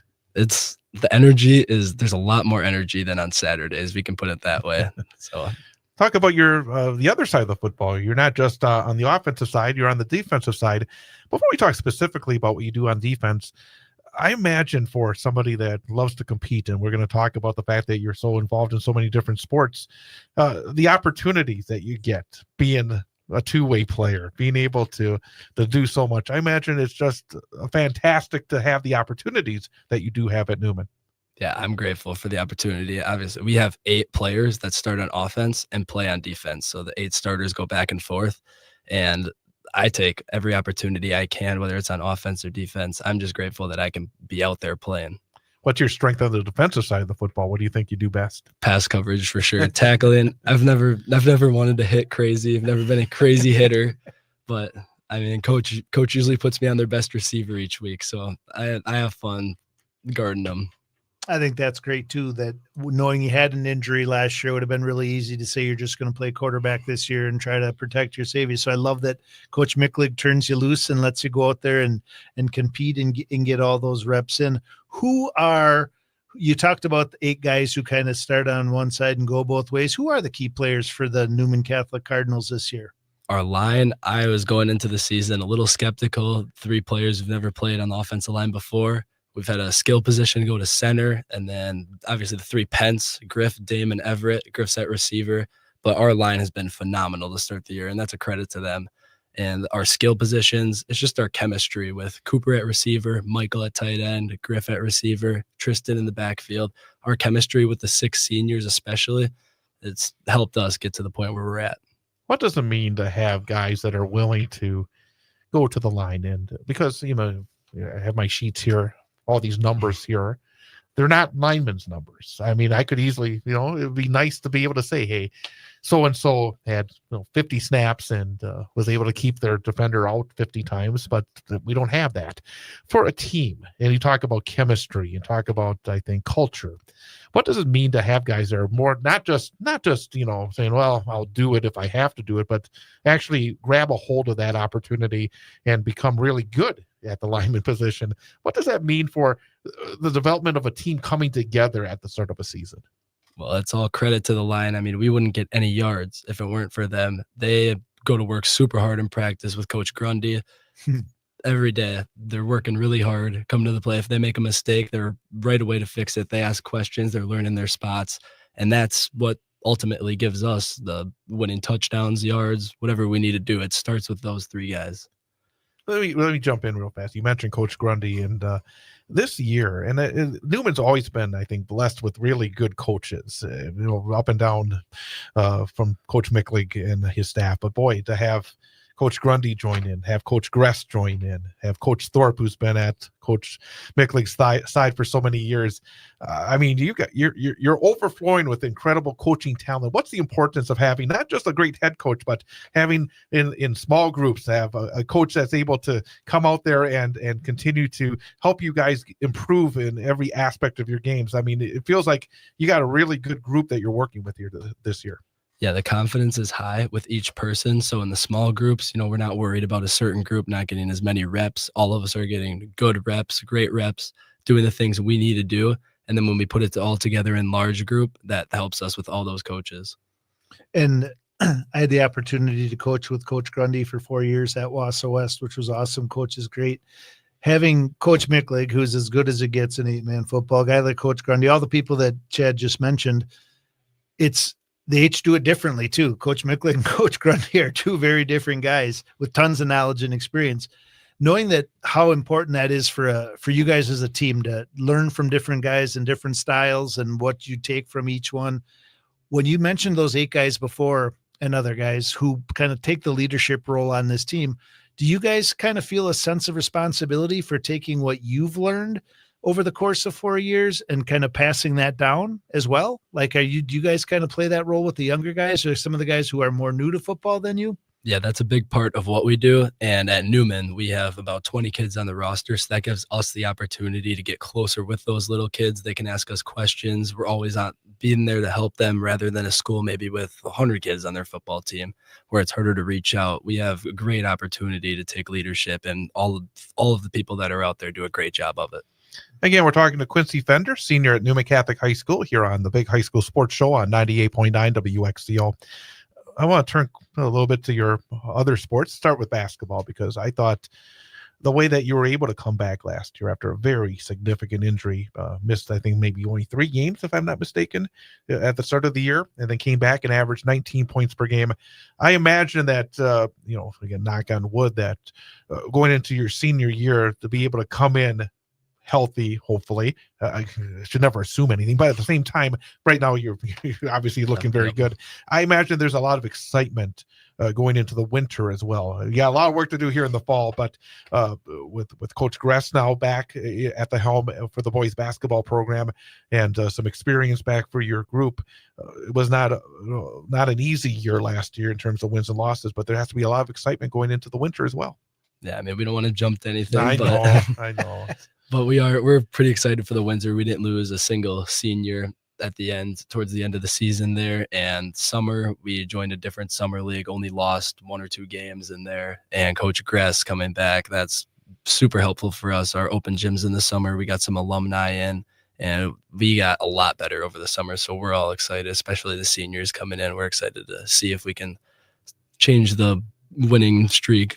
What happened last year, see if we can fix that going into this year. You talked about Coach Gress, and Chad mentioned that Coach Gress is helping coach football this year. And unless I'm mistaken, I think I had heard that Coach Micklig might be helping out coaching some basketball as well. So how cool is that to kind of have those coaches kind of going into those other sports and carrying over and being able to bring their expertise from their number 1 sport into the number 2 sport? Yeah, it's super helpful. Obviously, Coach Micklig and Coach Gress are really close, which helps us. And they're doing an incredible job in both basketball and football. That helps us build a relationship with them, with each other. So it's a great opportunity that we have so they can coach us in basketball and football. What's your favorite sport? I'd have to say in season. So don't want to make Coach Micklig or Coach Gress mad, but whatever's in season, we'll go with that. Neither one of those guys ever listens to this show, so because they get enough of me, I'll swear. But let's step away from sports again for a little bit. When you're not involved in sports, when you're not studying, when you're not hanging out with friends, what do you like to do? Well, I guess hang out with friends is something you like to do outside of the work aspect of school and sports. What do you like to do outside of sports and school? That's about mostly what I do, but I would say what you brought up, being with friends, being with those 6 seniors I built a relationship with, just doing things with them, doing things with my family, that helps me kind of connect off the field and bring what I can bring on the field. What is your favorite area of school during the day? What's your favorite class or favorite subject area? And what are you looking to do after high school? My anatomy class, definitely for science. I'm taking kind of a couple of those. And my goal right now, plan to kind of be a physical therapist, looking into that, kinesiology. So we'll see where that takes me. That's great. Are you hoping to continue your athletic career at the next level? Yeah, I'm hoping to continue basketball. I'm looking at a lot of colleges right now, going to a lot of camps. So we'll see how this season goes and then hopefully make a decision from there. What's that process like? It's always interesting when we talk to student athletes who are going through that process where you're trying to make your best decision, both in terms of your athletics, but also in terms of your academics and perhaps laying a foundation for the rest of your life. How much time do you think about that? How much work goes into that? What is the experience like for you? Yeah, a lot of work has gone into my social media, putting out highlights on huddles, stuff like that. But it is a tough decision, and there's a lot of phones, there's a lot of phone numbers, a lot of DMs, stuff coming your way. So, and it's hard because you got to focus on the sport you're playing now, but you also want to be focused on what you're going to do after. So what I do is I just try and take every opportunity I can right now in the sports I can, and then see what coaches offer and see where I can go from there. What do you guys do? And I'm sure it's a combination of Coach Gress, Coach Micklig, and other coaches. What do you guys do in I know there's really no off season when you play 3 sports, and I know there's a lot of crossover, both of your teammates and your coaches, but what do you guys do to become better leaders? Like not working on X's and O's, not talking weight room, not running routes. What do your coaches emphasize, or what opportunities do they take to make you guys better young men? Yeah, we do a lot of community work. So sometimes that's getting out of school, getting out of class, or waking up early. We helped with a marathon here in Wausau, picking up those tables. We helped at St. Vincent de Paul the other day on the day against Wild Rose. So coach looks for opportunities to get us out in the community, make an impact, and then help bring that leadership to the younger kids and the school to put a good look on for Newman Catholic. You obviously have different opponents, different seasons. Do you have a school that when you face in any of these sports that you have a favorite that gets you going, the most favorite opponent? I mean, probably the game that we're going to play this week against Allman. I mean, they don't like us a whole lot over there, so it's fun to go over there. But it's a lot of the conference games in basketball, just that whole Merriwood Conference, Assumption, that's always fun. Those teams those get you riled up before the game. I guess we should talk about Almond because that is always a significant game.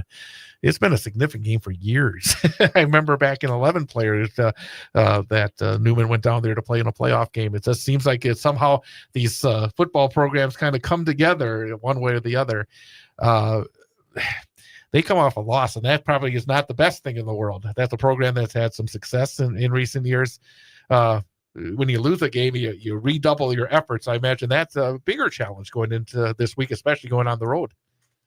Yeah, I mean, we'll see what they all bring. We're excited. Our goal is to get in there, take care of business, get out as soon as we can. But Well, yeah, we'll see what they have. What have you seen in preparation? I guess, as a quarterback, you take a close look at their defense. Anything jump out that, hey, maybe this is an area that we can work with without giving away too much of your secrets? Yeah, they like to keep a lot of people in the box. So we're looking to do some other things with different formations this week and just see if we can open up the outsides, open up the middle.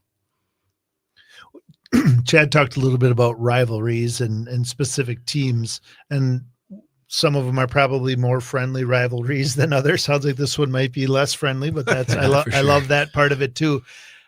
Do you know a lot of the kids like from the other teams you play? Like obviously football's a very different conference than the Marewood. Like when you go up in the Marewood, you know a lot of guys. And like, have you gone to camps together? Are you friends on social media? Or are you kind of all business and don't really care about who plays for the other teams as far as individuals go? Yeah, I know a lot of the kids on the other schools. Assumption, I know JT, I'm close with him. And football, I know Emmett Stiles, that Dernbach kid. So I know most of the kids on both the schools on social media, stuff like that. After 2 weeks of the football season, are you more confident about the potential for success for your team than you were at the start of the year? Yeah, I think that going into the year, we had a little bit of doubt, obviously size-wise. I mean, we're one of the smallest teams in the state for football. And I think our work ethic, our chemistry is going to clash together, and we'll see how far we can take it this year. Do you feel like you mentioned earlier during the summer basketball, there's some alumni come in? I see your alumni all over the place. Those guys who went on that great run, right? I see them.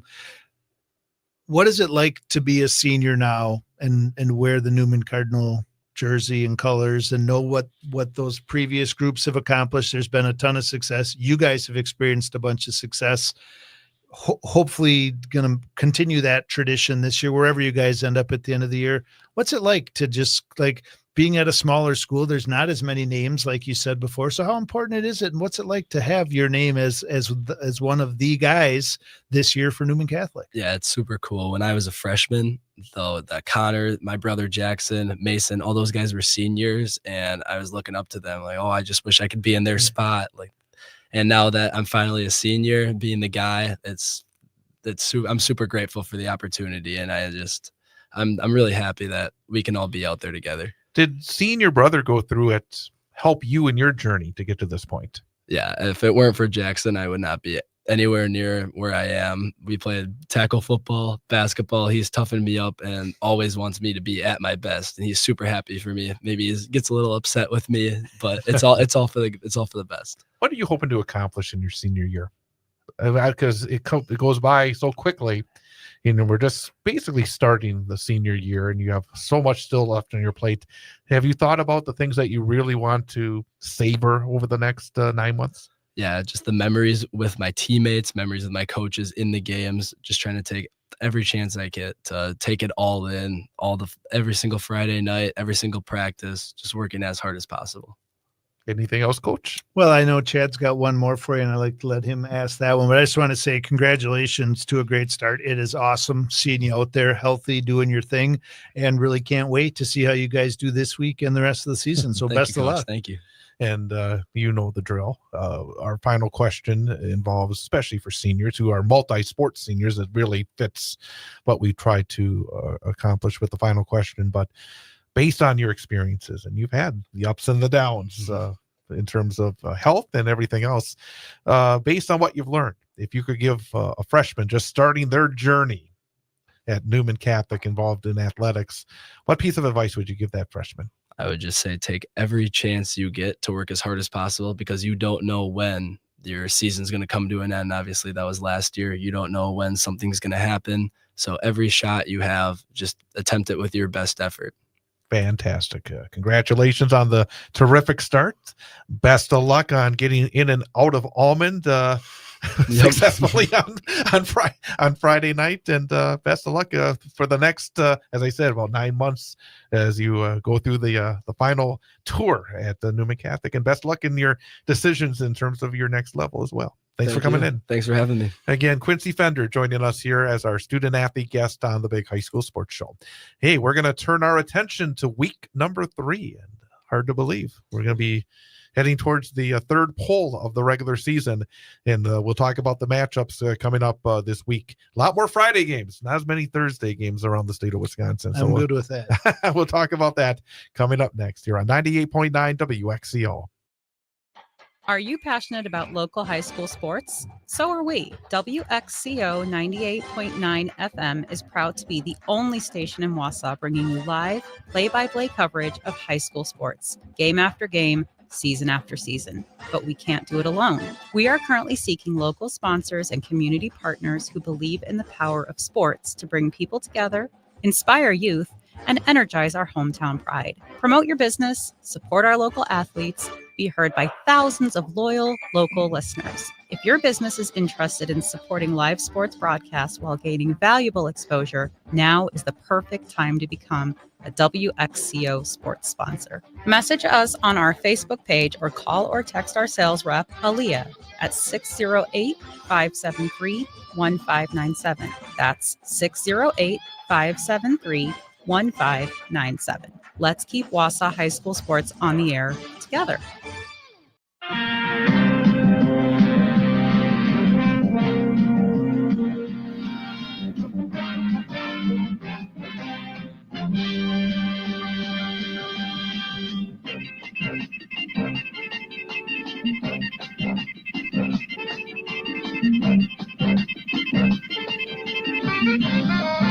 And welcome back. Big High School Sports Show on 98.9 WXCO. Online at WXCO.FM. Mobile devices and Alexa by searching WXCO, and on the Civic Media app, and at YouTube.com on the 98.9 WXCO page at YouTube.com. If you've missed any of our previous episodes, you can get them as a podcast by going to WXCO.FM, hit on the shows page. That will take you a link to all the Civic Media programs, and just find the Big High School Sports Show, and you'll be able to listen to this show and then previous shows as well. And going back to last season, if you want to go back and listen to some of those shows again. And also, we have podcasts up on Spotify and the other podcast sites. Just search out Big High School Sports Show or WXCO Sports as well. But Big High School Sports Show, WXCO Sports for our previous high school sports broadcasts, you can relive as well. So a lot to go back and tune into. If you want to just make sure that what Jason Foster and I say is correct, that's always a way to go back and check that out as well. If we were not correct, you can keep that to yourself too. Exactly right. We will not give the email or anything like that. But again, both guests were really good tonight. And we say that all the time, but I think tonight, both guests gave us a lot of good information that I think that's one of the things we want to try to do here. So we want to find some of the information you may not get somewhere else, so that you can't get by just Googling or looking at the stats of last week's game. And I think for both Dewey Riley over at Tomahawk, with the way that he's built that program, both on the ice and now on the gridiron, and talking to Quincy Fender about what's going on at Newman Catholic as well, you find out just, I think, a little bit more what's happening closer to where it is happening. Yeah, and I love the part of it too, that is, we talk to people from different size schools and different conferences who do things differently, right? Like how you do things at a school with 2,200 at Spash versus how you do things with a school of just over 100 at Newman Catholic are completely different, and have different levels of success, or similar levels of success, just doing it differently. I thought Coach Riley did a great job of kind of giving us some really good looks as to how he runs the program, what the expectations are across seasons. And then, I mean, it doesn't really get any better than what Quincy Fender gave us tonight. What a great young man and leader. One of the interesting things that Coach Riley said, I want to kind of get your opinion on, is that when we often ask about the next game, like we brought up Wausau East here tonight. And it's like he was, and I heard this during hockey season as well. I mentioned to you, I was for the state hockey tournament. I was driving down for the Wausau West game, and earlier in that day, Tomahawk was playing, and I was listening to the Tomahawk broadcast, and they had an interview with Coach Riley, and it was not about the opponent. It's all about what we do, what we need to do to be successful. And as a coach, I know that that's not something we always hear. And I think it's because they know that we want to hear some of the thoughts that they have, because that's why you look at the films. You want to know what's going on with the other teams. But just the way he said it, there was no doubt. Yeah. He truly believes we do what we do, we're going to be successful. Yeah, I think he touched on, I forget what other topic we were talking about, and he said it sounds cliche, but I think the way he said it and what he talked about was legitimate. This is how we do it. I don't care how you ask the question. I don't care what season we're talking about or who our opponent is. This is how we do it, and it appears very much so that his team, and I also liked what he said, that the community has bought into what they're doing, because this isn't just about winning football games and hockey games. This is about creating strong, positive, confident young men and young women in the other sports. And it sounds like that's a big part of what they're doing there. And again, kind of like what we know Coach Micklig, Coach Gress do at Newman Catholic, you could see that in talking to Quincy, that's an important part of what they do. And I think that's ultimately, he mentioned too, something along the lines of about winning and losing, and winning isn't everything or whatever.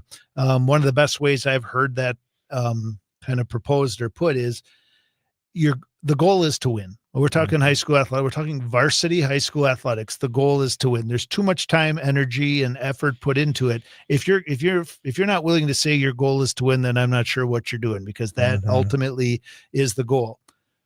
The purpose of high school athletics is to develop good young men and good women, good young people who, when they're done, are able to look back over their shoulder and say, I'm better today than I was when I started, and I'm ready to take that next step into the real world, whatever it is, college, continued athletics, the workforce, the military, whatever it might be. And I think that's really what it comes down to, is your goal is to win. Our purpose is to develop people. And I would say both programs we kind of spotlighted or talked about tonight are really doing good things in that area. Absolutely. Well, not as many games to talk about this week, because the conference season truly gets underway, because you don't have 7 Wisconsin Valley Conference schools taking on 7 non-conference opponents. Right. We're now into the conference campaign, and it's not just the Valley, but other conferences as well. And that makes for a very interesting time of the year.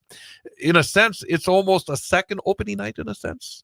Yeah, it really is. I think after watching the opening weekend of football, college football last weekend, and how many lopsided wins and blowouts and these whatever. Bill Belichick. I'm ready. I'm ready for conference football. I'm ready to watch historic matchups and rivalry games, and starting to really figure out what these teams are made of, and what that top to bottom order is going to start to look like. So I'm excited about week 3. Let's talk Wisconsin Valley Conference. Let's talk about a game that I will be at. I'm assuming you'll be there as well.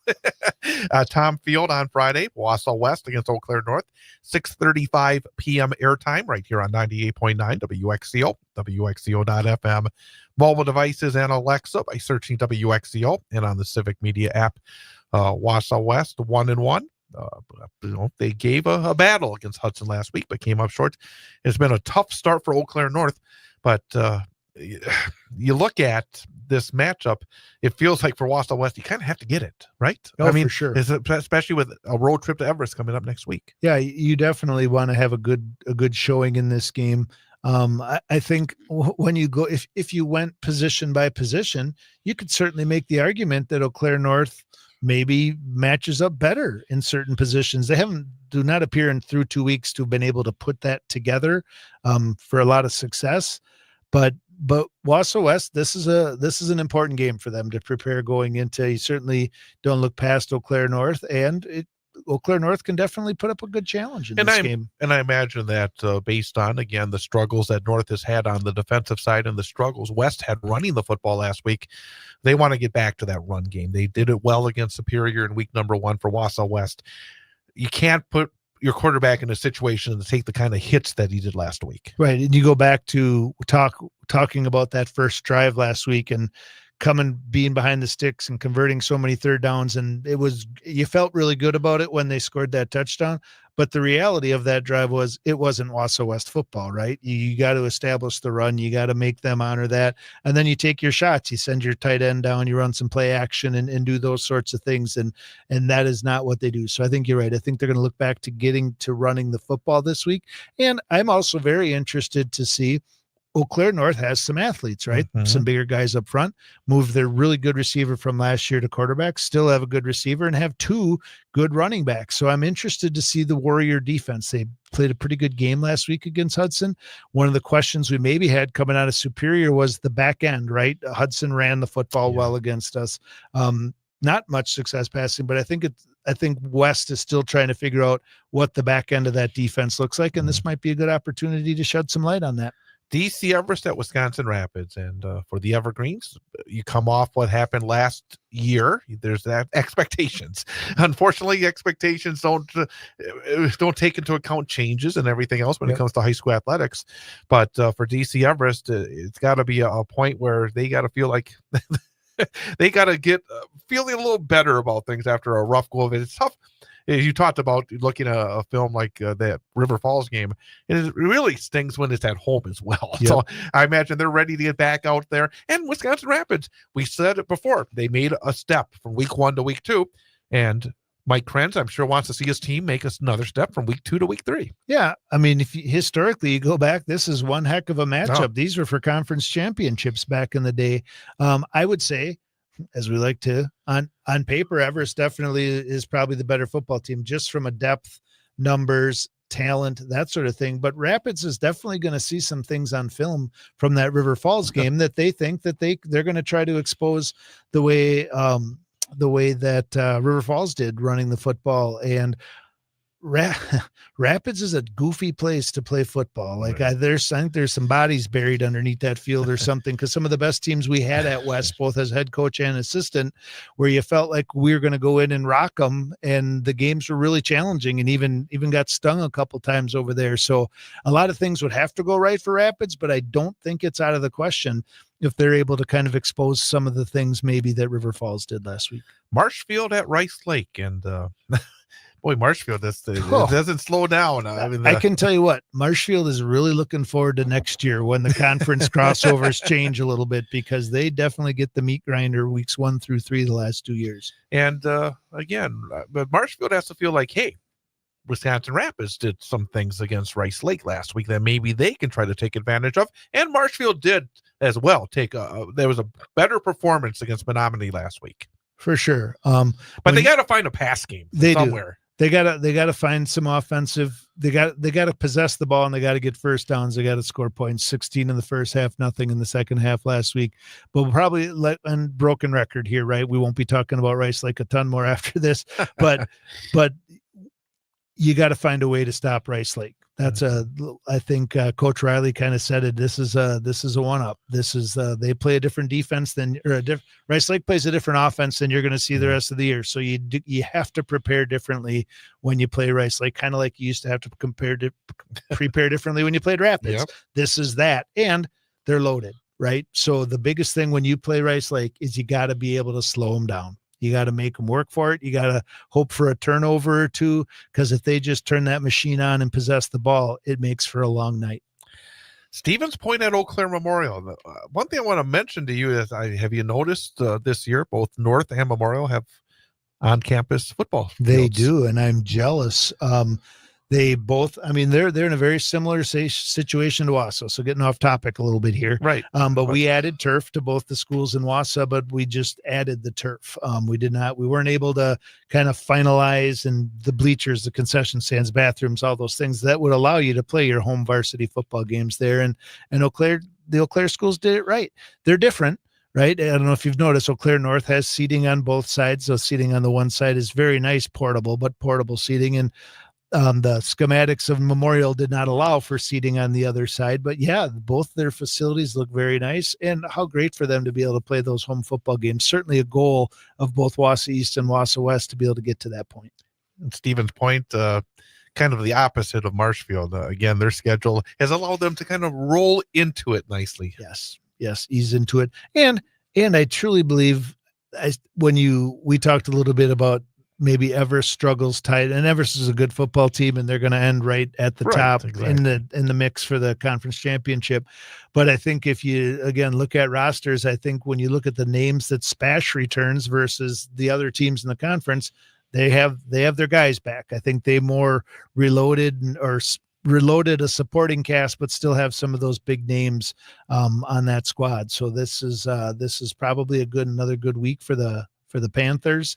And then it'll be interesting when they start to see some of the other teams in the conference. Great Northern Conference. And Friday, this is a really intriguing game. Wausau East and Tomahawk. I mean, I saw Wausau East in their opener against Westby. I liked a lot of what I saw. I think they took a step forward compared, as you said, to last year in that game against Logan. They were pretty much run off the field a year ago on the road.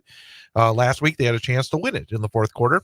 And we talked a lot about Tomahawk. And when you hear Coach Riley talk, you have no doubt that he's going to have that team in a mental frame of mind that they're going to be able to go out there and battle the Jacks. And if you take away what's happened so far this year, so taking away nothing from what Wausau East has already accomplished and what Tomahawk has accomplished, if you look at this matchup just from strictly enrollments, right, you would say that Wausau East has obviously a clear advantage just because of their size. I feel like these are the games that Wausau East struggled a little bit in last year, in losing to Rhinelander and almost having the tough one against Merrill when Merrill wasn't playing their best football. So whatever. Certainly I hate the word trap game or stuff like that, but I do think Tomahawk's playing really good football. So is East. It's at Tomahawk. I mean, Coach Riley also pointed out the fact that there seems to be a lot of parity in the conference this week. So some of those things, home field advantage, may play a big role in the outcome of these matchups. And I think for Wausau East, one of the things they have going for them is the ability to both run and pass the ball. That's one thing that kind of jumped out. They passed the ball exceptionally well in the first half against Westby. They ran the ball exceptionally well in the second half. And even last week, the numbers were decent throwing the football. And they got two really dangerous receivers. I mean, we even talked about Meverton in the stats earlier, and he's, I think, as dangerous as anybody. Ian Stahl is a kid that can run the ball and run it quite a bit. And I think that aspect helps Wausau East. We talk about how do you game plan for this team or that, or what's your game plan? Wausau East, I think, over the course of last season and 2 weeks into this season has proven that a big part of their offense is big plays, right? Yeah. When you talk about scheming, watching film, doing that, it's hard to put that as a bullet point on your scouting report you can say it, we need to stop the big plays, but there isn't a great recipe for stopping big plays. They usually happen as a result of a breakdown on the defensive side of the football or a mistake in alignment or whatever the case may be. So if your big plays aren't hitting, that makes for a challenging night. But if you just throughout the course of running your offense have the ability to connect on those big plays, that's tough to stop. So I think that's a big part of what they do, and probably a difference maker one way or the other Friday night. And I think that Meverton is helping Moz make a lot of big plays. He had two long touchdown passes against Westby, and they had two more touchdown receptions last week. And I think at some point that pendulum may change where they say, we got to keep a close eye on this kid who has 4 touchdown receptions, and then a kid like Meverton is a really good athlete. I just think that, and then of course if they decide they're going to slow down that pass game, that run game, I just think that I like the balance that I saw from Wausau East. Yeah, and I mean it's kind of like the what we're hearing about Micah Parsons now, right? Like, who's going to benefit the most from Micah Parsons? It's the other side of the defense, right? Because Micah Parsons is going to get all that attention, and those other people have the opportunity to shine. Merrill and Mosinee. Merrill comes in feeling better after a great second half comeback against Crandon, but Mosinee still a handful, especially at home. I think that's going to be a real challenge for the Blue Jays. Yeah, I mean, in talking with Coach Staffa last week and hearing what he has to say about their team and their program, they're good. They're a good team this year. Certainly, I think the road for the conference championship goes through Mosinee. Merrill, I think, played their best half of football in the second half of week 2, but that is a tall challenge when you look at kind of the last year. Everybody had to go through Medford in order to compete. I think Mosinee is kind of the front runner in a tough a tough challenge for Merrill coming ahead. And I think if Merrill has a chance, Keelan Allen will have to have another massive game again. He's proven to be a big play guy for Merrill. And they're going to need, I don't think they're going to be able to grind it out against Mosinee. No, they're going to need a complete game. They're not going to be able to win it in half of football. Lakeland at Rhinelander, and Lakeland 2-0, off to a really good start. Rhinelander bounced back from, I would call it, disappointing week 1 loss with a 32-20 win last week. Lakeland, these kind of games always feel like Rhinelander's going to come up and bite them. I don't know why. It's just Rhinelander traditionally has been, since they gone to the GNC, a pretty solid program. But this Lakeland team, are they ready to take a step forward? Yeah, I definitely got a bias working here because Lakeland is the team I've seen in person this year at the scrimmage, and they had a lot of nice pieces, and for them to have turned that into a 2-0 start, I think that certainly has given them some confidence playing at Rhinelander. And I think Rhinelanders, we keep, like you said, we keep waiting for Rhinelander to maybe take a step, maybe not even the next step, but like to be in that mix. Are we in the middle and competing to be in the top third, or are we in the bottom half looking to get to the middle? Right. So I think this game will kind of tell us a lot about these two teams and where they're at. Medford at Antigo. And of course, Medford's results have not been good the first 2 weeks. Antigo had a big win last week, but it feels though this is going to be one to find out just how steep is the climb for Medford. How much did they lose? How much youth are they going to have to develop? Because we're not used to seeing Medford have the results that we saw the last 2 weeks. Yeah, and in Antigo's defense, this just going to throw this out there. Pines is 2-0. They went and beat Adams Friendship last week, so maybe I'm glad you were keeping an eye on that. So maybe we don't know where Antigo's is. I would say, with all things being equal, you go with the team that has demonstrated the better program. And I think against schools like Onalaska and Holman, young squads, no matter what your program is, are hard to win with. I think getting back into this conference play and a team with Antigo who has consistently struggled in recent years, I think Medford probably looks at this as a get right game and their climb back into a playoff run. That said, I think of all the places to start their conference, that might be one of the harder ones because for younger players going into Schofield Stadium, that's a different environment. Yeah, it just is. It's just a different feel when you go into that stadium, isn't it? Absolutely. I remember playing there in high school, and it is different. There's a ton of tradition there. Antigo is coming off a nice win, so that'll be interesting. CWC Large, and another conference that I think is going to be exceptionally interesting. And you have the 0-2 Stratford Tigers home against Spencer Columbus and their record-setting running back. And that's a rivalry game. Of course, you got Columbus, who's in Marshfield, and Spencer is right there as well, right next to Stratford, which is very close by, within about 10, 15 miles of each other. But traditionally, this has been a tough matchup for Spencer Columbus. But boy, I mean, again, you're not used to seeing Stratford at 0-2, and their pass game just has not been good. Yep, and I would bet that Spencer Columbus is gonna probably find out that Stratford is not happy about being 0-2 and looking to get back to their winning ways. Wyowega Fremont at Wittenberg Burnhamwood, and Wittenberg Burnhamwood, of course, had that good win against Bondwell in week 1. Saw a lead slip away at Tomahawk last week, but I still, when you bring in, go back, you heard the Coach Riley talk about the knee injury with the quarterback that has really, I think, turned this Whitburn team a little bit on their head. I still would have a little concern if I'm the Chargers against the Wyowega Fremont team that is, I think, knocking on the door of trying to become, instead of maybe the 4th or 5th place team in that conference, maybe a top 3 team in that conference. Yeah, I think definitely more so than the last few years. There does seem to be, at the top anyway, those top 4, there seems to be maybe a little bit more balance, or maybe optimism's the right word. Yeah. The other thing I would say about this matchup, going back to the Whitburn Tomahawk game from last week, conference play is different than non-conference play. You always prepare, you put the ton of time in and effort, but preparing for a non-conference game with somebody you maybe see once a year, maybe if you don't have a 2-year agreement, maybe it's first time, maybe it's last time you play them in a long time, but now you're back to those rivalry games and those foes. and those, you pull out last year's game plan and you pull up last year's stats and you look at the returners and all of those things. So I think that there's definitely a psychological piece that goes into this game. But we liked what Waiwega Fremont did much of the season last year. They just couldn't get over the hump with the big three. So this is their first shot this year at getting over that hump. These are all interesting games. I mean, you got Loyal Greenwood at Marathon. Now, Loyal Greenwood, the first 2 weeks have been, I think, a surprise team. World beaters. I mean, they've come out and they have started 2-0 and very impressively 2-0. And Marathon was a missed field goal, a blocked field goal away from being 2-0 and getting a really good win against Auburndale last week after starting off with a terrific win against Pittsville. I saw the Loyal Greenwood in Marathon last season, and Marathon was pretty dominant in that football game. But again, for one of these teams is going to come out of this game feeling really like, hey, we got something going here.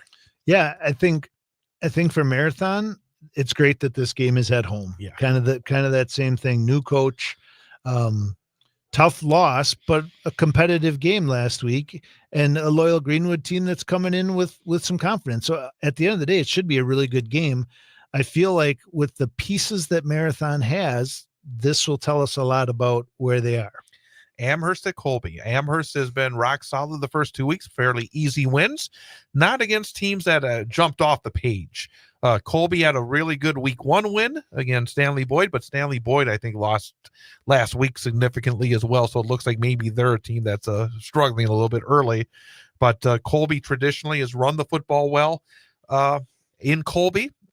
It's still a tough matchup, but I think we're going to find out a little bit more about Amherst in this game. Yeah, I think is knowing about Stratford's tough non-conference start. We'll see what it looks like in conference starting this week. But is this Amherst's opportunity to say, after a 3-year hiatus, we're back to being on top of this? And I think this game will go. I mean, I think that Amherst is definitely favored in this game. The final score and the outcome of it might tell us a little bit more about how the top of this conference shakes out. Merriwood CWC, and it's a shame in a sense that probably the game of the year is in the first conference week of the year, as you got Auburndale at Edgar. Then again, it may not be the game of the year because I think Auburndale showed I don't think they got 200 yards last week in their game against Marathon. They're going to have to find some offense, and it's going to be hard against an Edgar defense that was so stout against Stratford last week. Yeah, that's I think it's a tough matchup, and I think when you talk about Edgar, that's what we talk about. When they are elite, it's because they have an elite defense. And if Marathon held them to 200, I would say Edgar probably found an extra 100 yards they'd like to pair off of that. So, but I think it's important in a game like this, being one of Edgar's toughest conference matchups this year. It'll be interesting to see what their offense does against it, because Marathon didn't completely run ruckshot offense on them either. They had 250, I think, or something, 243 or whatever it was. Yeah. So I think that it'll be interesting to see what Edgar does offensively in this game. And if my memory serves me right, and as I get older, that's often not the case, I think Auburndale actually won in Edgar the last time they went there 2 years ago, if I'm not mistaken. I'm going to have to double check that when you're talking next just to make sure. But again, it's whenever you win in Edgar, that's a big accomplishment. You put it on a t-shirt. Yeah. Abbotsford at Iola Scandinavia. And again, these are basically these two first games are the teams that are expected to be among the top 4 in the conference. Right. That's the way it's been the last couple of years. And Abbotsford, again, a really good win against Colby last week. And Iola Scandinavia is always a team that's going to be right near the top of this league. Yeah, it's crazy to think the impact of these 2 games this week. I mean, there's going to be a clear cut front runner for second place in this conference after week 1 of conference play. So yeah, I think it'll be interesting. Abbotsford, we didn't feel like was Abbotsford week 1, and last week they kind of got back to their rushing ways. So it'll be interesting to see how this one matches up. And I was wrong. Auburndale did lose at Edgar 41-0 2 years ago. So, so didn't quite. My win. memory has big holes in it, apparently. Yeah. So. Or, Jerry, if you're listening, we apologize. And I want to make sure I get the correct information out there, because they're saying I'm sure somebody said I was at that game. It's 41-0 What is Edgar. that guy talking about? What's he talking about? Assumption and Pacelli. For these schools, again, when you have to face such tough competition with the rest of the conference, there's an added importance to this game. Yeah. Yeah, I think this is kind of they're playing for fifth and sixth place probably in this game, and Pacelli's last year in the conference, correct? Or is it Assumption? Assumption. Yep. Assumption's last year. Assumption I apologize, Pacelli. Yeah, Assumption's last year in the conference. So this is kind of this last run through for them. So obviously looking to be great for them to get a win. Obviously longtime rivals Assumption and Pacelli. So this should be a competitive game. And Pittsville gets a forfeit against Rosholt, as Rosholt has moved to the 8-player game this year. And the interesting aspect is that Pittsville did not get a game. How do you look at that? That's not good. The season's short enough as it is. I hate for the athletes not to be able to have an opportunity. I do. I hate it. I would say as now a former athletic director, I don't know the circumstances. Right. I'm not saying that, it's quite possible they couldn't find a game because everybody plays this week. I'm sure that's the case. But it is horrible for the kids. I Right. mean, when you look at a football season, you are guaranteed 9 games. There's nothing else like that in high school athletics. Yeah, the only way you get a game is if somebody else is forfeited, because now it's all conference. I mean, there's no teams hanging out there. So it's like, and I'm not saying that they wanted it this way, but it still stinks for everybody. It's over 10% of your season. So football is really a 365 day a year. And I mean, you play other sports, but you're always preparing through lifting and competing to play football. You get 9 games. So to lose one of them right off the bat, that is a tough one. And on the 8-player side, a game that we will have live on the Sports 2 stream of WXCO.FM and the Civic Media app Friday night at 6:35, and on tape delay after the Wausau West game on 98.9 WXCO. Newman Catholic against Alman Bancroft. And Quincy was not telling any untruths. That is a bit of a rivalry game. It's not a friendly rivalry game. I know that. Is this the one that ended early? Yeah. Last year. Yeah. There So was I'm sure there's a lot on both sides, and I'm not gonna rip any scabs off any wounds here, but I know there was some bad blood as a result of the way that one ended. So yeah, what a great opportunity. Should be a really good football game. I think it will be teams that don't like each other. I really like that. I think that definitely adds to your preparation. I think that one of the best things about high school athletics is the emotional component and learning how to play within those emotions, but also get excited and celebrate. And I think this game brings all of that together. So that should be a good one. And some road trips are just more difficult. And going into a place like Alman Bancroft has never been easy for Newman Catholic. And again, it's just one of those, I think, fun kind of games, because I mean, that's competition. Yeah, I would, based on some of the things you've said and what Quincy said tonight, I would imagine the Alman Bancroft fans will welcome the Newman Catholic Cardinals into the stadium that night as well. Well, we got a little bit more than a minute to go as you take a look at what's happening this coming week. Are there any particular games that kind of jump out at you in terms of, hey, this is going to be one that's going to keep a really tight eye on, that will say something to me as we get to week 3 already of the season? I think my first statement would be, to some extent, all of them, because after this week, we'll kind of the picture starts to kind of present Conference itself. wins. I think maybe if I were looking for an entire conference, I think it might be the GNC. I think I'm interested. I think like Coach Riley said, there's potentially a lot of parity there, and so these week 1 matchups have more importance. And then I'm kind of looking forward to looking at the scores Friday night and saying, all right. And then I will figure out who's going to join us next week. Yes. It's always one of the fun aspects, is look at all those results and say, who should we invite next week? And it's interesting. My wife asked me a couple days ago who, and I did not know yet who we had decided on. But as I kind of went through the Rolodex in my head of the scores from last week, I'm like, well, we're probably not going there. Probably not going there. Probably not going there. So give us lots of opportunities. We'll see you next week. Sounds good. Thanks, Chad. Good luck, everybody.